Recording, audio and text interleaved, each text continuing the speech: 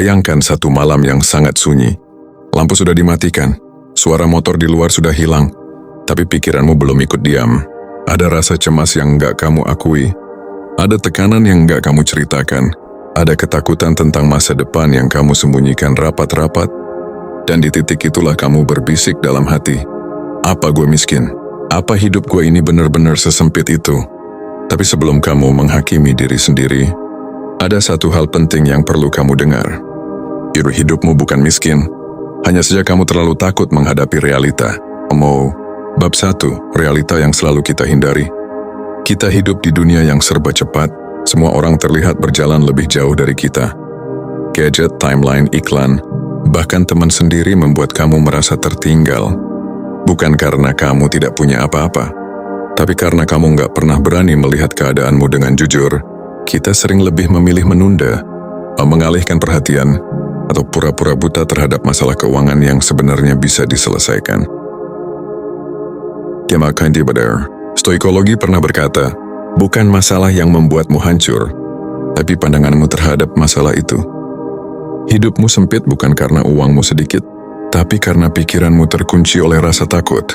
Bab 2, takut menghadapi fakta, takut menghadapi diri sendiri. Banyak orang lebih takut membuka rekening bank dibanding menghadapi kenyataan. Hubungan ada yang toksik, ada yang takut melihat total hutangnya, ada yang takut mengakui bahwa gaya hidupnya lebih tinggi dari penghasilannya, ada yang takut mengubah kebiasaan buruk karena merasa itu satu-satunya pelarian. Padahal, dalam filsafat modern, dikenal satu konsep shadow work, menghadapi sisi gelap diri sendiri, dan seringkali sisi gelap itu berupa finansial, ketidakdisiplinan, penundaan, pemborosan, ego yang takut terlihat susah, atau rasa minder yang membuatmu stagnan, lalu kamu salah paham pada diri sendiri, mengira kamu miskin, padahal yang miskin itu hanya keberanianmu untuk jujur pada keadaanmu. Bab 3, ketika uang bukan akar masalahnya, orang stoik percaya satu hal penting. Yang membuat hidup berat bukan apa yang terjadi, tapi opini kita tentang hal itu. Artinya begini, masalah ekonomi sebenarnya bukan hanya soal kurang uang, tapi cara kita menilai uang itu sendiri. Kamu bisa punya 5 juta per bulan tapi hatimu tenang, atau punya 20 juta per bulan tapi hidupmu tetap hancur karena panik, takut dan tidak bisa menerima batasan realita. Kadang hidupmu terasa miskin, bukan karena penghasilanmu rendah, tapi karena pikiranmu terus membandingkan diri. Kamu merasa gagal bukan karena uangmu kurang, tapi karena fokusmu lebih besar pada hal yang tidak bisa kamu kontrol. Sedangkan kunci stoikologi adalah fokus pada hal yang bisa kamu kendalikan. Lepaskan hal yang tidak bisa kamu kendalikan. Itulah kebijaksanaan yang membuat seseorang tampak kaya batin, meski rekeningnya belum tebal. Bab 4, realita tidak menyakitkan, ekspektasilah pelakunya. Ada satu momen dalam hidup ketika kamu perlu berhenti dan berkata, gue capek sama drama pikiran sendiri. Karena ekspektasilah yang membuatmu menderita. Ingin cepat kaya, ingin semua stabil, ingin hidup nyaman tanpa proses, ingin kelihatan berhasil, ingin dihormati, ingin hidup sempurna sekarang juga. Tapi realita berjalan pelan, hidup berjalan dalam ritme yang lebih lambat dari ambisimu. Filsafat modern mengingatkan, kesengsaraan muncul ketika realita tidak sesuai keinginan. Padahal yang harus kamu ubah bukan realita tapi keinginanmu. Ini bukan berarti menyerah. Ini berarti kamu perlu melihat hidup dari kacamata yang lebih jujur. Pelan bukan berarti gagal. Mulai dari bawah bukan berarti miskin.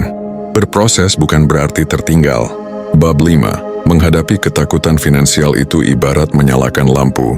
Pernah enggak kamu masuk kamar gelap? Dan kamu merasa ada sesuatu yang menakutkan, tapi begitu lampu dinyalakan, ternyata semua baik-baik saja. Begitu juga dengan masalah ekonomi.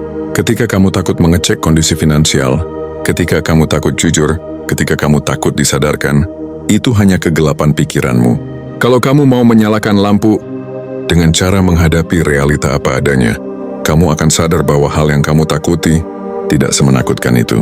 Stoikologi mengajarkan, hadapi kenyataan sebagaimana adanya, bukan sebagaimana ketakutanmu mengarangnya. Bab 6, solusi stoik untuk hidup yang terasa miskin. Berikut adalah langkah-langkah kecil namun dalam untuk memulai perubahan. Pertama, catat kondisi finansialmu tanpa menghakimi diri. Jangan takut, Yang penting bukan besar kecilnya uang, tapi keberanianmu untuk melihatnya. Kedua, bedakan antara kebutuhan dan keinginan. Ini bukan tentang pelit, ini tentang menghormati dirimu di masa depan. Ketiga, diterima bahwa kamu sedang mulai dari bawah. Tidak ada yang salah dengan awal yang kecil. Yang salah adalah menghindarinya. Keempat, kurangi drama mental. Jangan buat narasi berlebihan. Lihat angka, lihat kemampuan, ambil tindakan. Kelima, fokus pada hal yang bisa kamu kontrol. Usaha, kebiasaan, disiplin, ilmu, bukan gosip, perbandingan, atau komentar orang.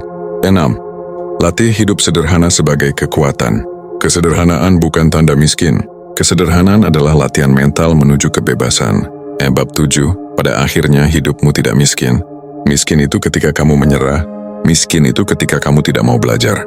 Miskin itu ketika kamu tahu ada jalan keluar tapi kamu memilih menutup mata. Tapi kamu sedang membaca ini. Kamu sedang mencari jawaban. Kamu sedang ingin berubah. Itu sendiri sudah menunjukkan bahwa kamu bukan orang kalah.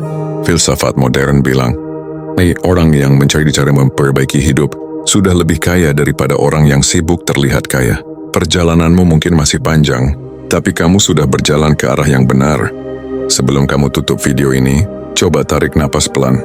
Biarkan kata-kata barusan turun ke dasar hatimu. Karena mungkin untuk pertama kalinya dalam waktu yang lama, kamu benar-benar mendengar suara dari dalam dirimu sendiri.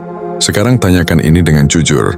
Bagian hidup mana yang selama ini kamu pura-pura kuat, padahal diam-diam kamu lelah menyimpannya sendirian? Dan lebih dalam lagi, apa yang sebenarnya kamu harapkan dari hidup, tapi selalu kamu tunda karena takut dianggap belum siap?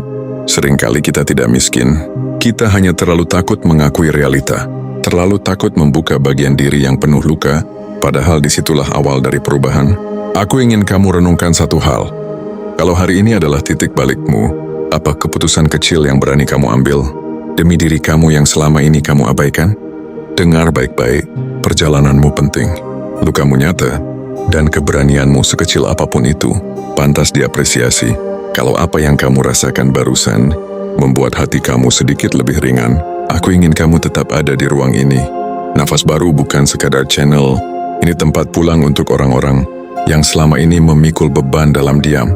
Kalau kamu merasa terbantu walau sedikit, kamu boleh cari tanda suka. Bukan untuk angka, bukan untuk algoritma, tapi sebagai pengingat bahwa hatimu masih sanggup memilih hal baik untuk dirinya sendiri. Dan kalau kamu ingin terus mendengar hal-hal yang bikin kamu merasa tidak sendirian, kamu bisa subscribe. Biar setiap kali hidup mulai berat, ada satu pengingat lembut yang datang tanpa kamu minta. Aku juga ingin tahu perjalanan batinmu. Jadi kalau kamu bersedia, jawab satu pertanyaan ini di kolom komentar. Pertanyaan yang mungkin sudah lama menunggu untuk kamu ungkapkan. Apa realita hidup yang paling kamu takut hadapi? Tapi kamu tahu kamu harus mulai berani menatapnya hari ini? Tulis dengan jujur, sepanjang atau sesingkat apapun. Kadang keberanian pertama dimulai dari satu kalimat kecil. Terima kasih sudah bertahan sampai akhir. Semoga Tuhan memeluk setiap usaha kecilmu yang selama ini tidak terlihat siapapun. Di sini kamu tidak berjalan sendirian. Sampai jumpa di napas berikutnya.